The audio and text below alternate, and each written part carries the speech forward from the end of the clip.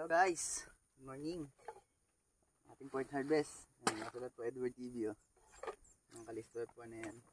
Medyo dumami na rin yung reject. Ayan. Kasi pag hindi rin kukunin, may mga uod na rin yan. Meron ding, siguro base ko dito mga, ewan kung abot ng 100 o 90 kilos.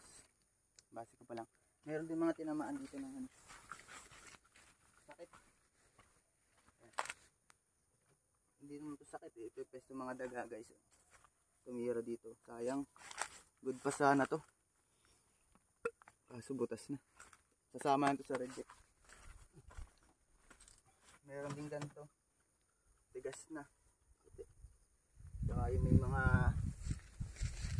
uod. Ayan guys. Uod. Ito naman nakalapat sa lupa. Meron na rin uod. Pag din tukukon lalo nang lalala. Kapan sisilid na guys. Yes. Thank you Lord. Kapit siya mga siya.